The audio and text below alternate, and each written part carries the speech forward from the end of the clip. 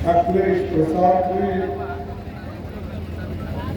मदन मोहन झा जी, नासिर हुसैन जी, doctor Zahid, यहाँ के candidate Tausif जी, x MLA, Poonam Chauhan जी, इमाम अली, महमूद होगा,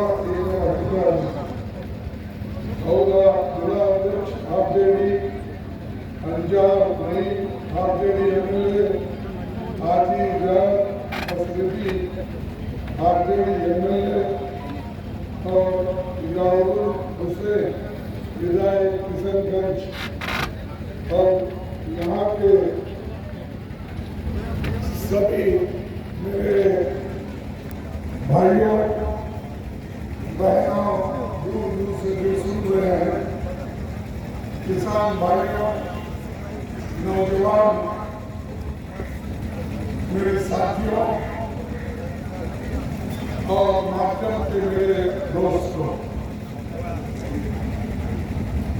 ये चुनाव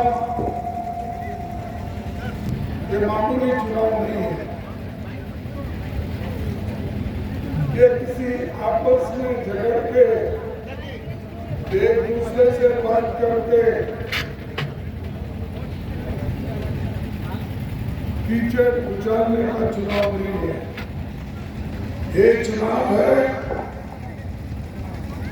देश को बचाने का। ये चुनाव है देश के डेमोक्रेसी को बचाने का। ये चुनाव है देश के संविधान को बचाने का। जमहूरियत के साथ संविधान को भी बचाना है। ये चुनाव है, और अगर इसमें हम कुछ गलती किए, फर्ज करो गलती से कुछ फिसल गया तो तुम्हारे हाथ से पूरा चले जाएगा। कोई आके आपको भड़का देगा,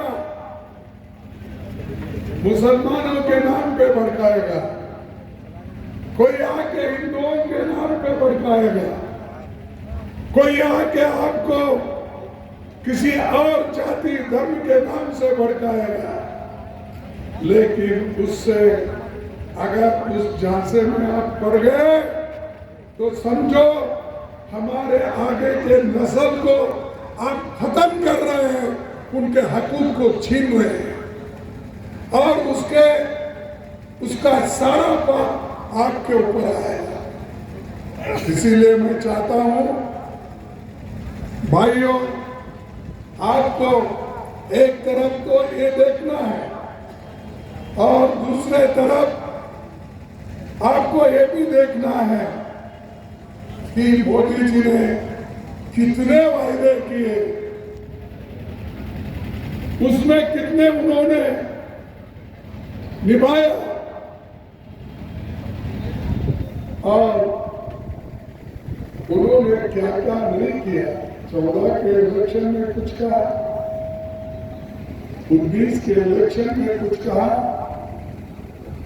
और जब कभी हुकूमत में आना उससे पहले उन्होंने यही कहते रहा कि देश के लोगों को, भाइयों मेरे भाइयों, अब आने वाले चुनाव के अंदर अगर मैं जीत जाऊंगा, हर एक युवाओं को 2-2 करोड़ नौकरियां दूंगा हर साल।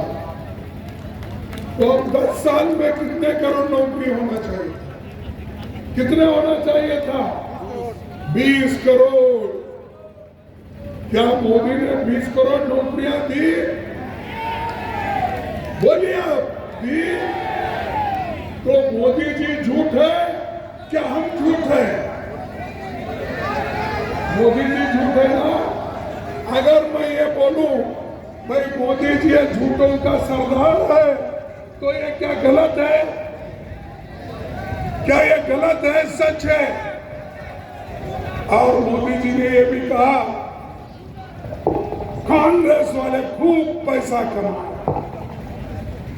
विदेश में काला धन है, मैं काला धन लाकर आप सबके जेब में 15-15 लाख डालूंगा। ये कहा या नहीं कहा? फिर 15 लाख मिले आपको? नहीं। तो मोदी झूठ है क्या हम झूठ है?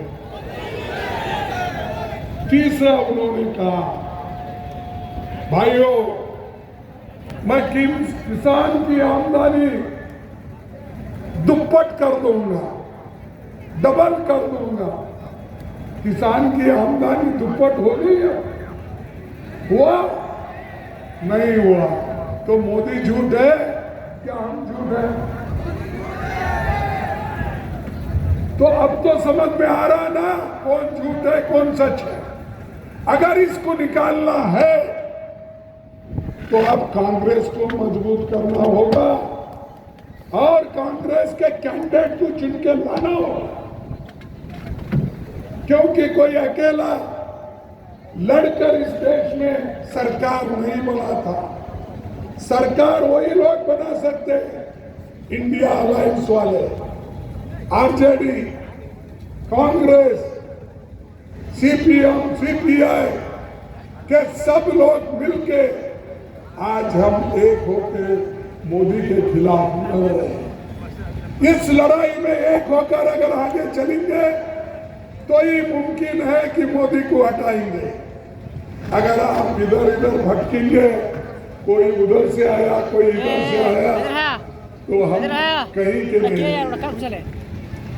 तो इसलिए आपको ये जरूर सोचना होगा। आप इमोशन में मत आओ, किसी की बात मत सुनो। इन्होंने ये कहा, उन्होंने, अरे ये तो सबको मालूम है। मैं तो शेड्यूल कास्ट से आता हूं, मुझे भी मालूम है लोगों का क्या दर्द है, दुख है। और मैं तो बेहतरीन जानता हूं। मैं हैदराबाद स्टेट का, हैदराबाद कर्नाटक से आता हूं, जहां मुस्लिम पॉपुलेशन भी है, शेड्यूल कास्ट पॉपुलेशन है, हिंदू पॉपुलेशन है, सभी लोग मिलकर रहते हैं। और मैं वहीं से 50 साल चुन के आया। मैं 50 साल, एक दिन नहीं, 2 दिन नहीं, एक इलेक्शन नहीं, 2 इलेक्शन नहीं, मैं 11 इलेक्शन। आ गए मेरे दोस्त एमएलए, क्या बैठे थे ना, जय भारत, कहाँ है, गायब हो गए। चलो, तो 11 इलेक्शन मैंने जीता। ये 12वां इलेक्शन किसी वजह से आरएसएस के खेल से मैं हारा, लेकिन फिर मैं राज्यसभा में आया सोनिया गांधी जी के कहने पे। क्यों? कि मुझे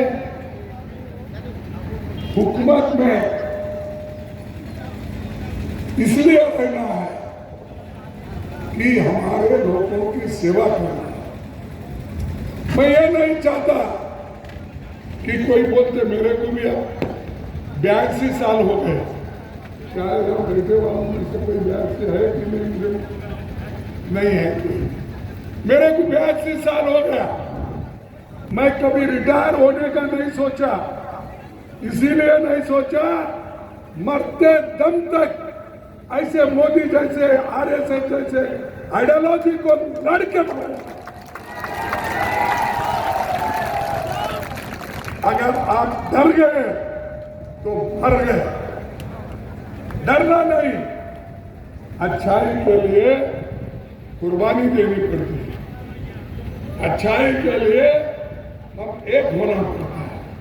ठीक है, किसको मिला किसको नहीं मिला, अरे भाई देश के बचाने के लिए अगर पार्टी कोई डिसीजन लेती है उस पर हम सभी लोग अमल करना चाहिए। और वही मैं अपने दोस्त को कह रहा हूं, ये ऐसे तो बहुत होते हैं, लेकिन हमको एक होकर रहना है। और हमेशा ये मोदी जी कहते हैं कि भाई मेरी गारंटी। अरे भाई आपकी गारंटी तो 2 इलेक्शन में देखें,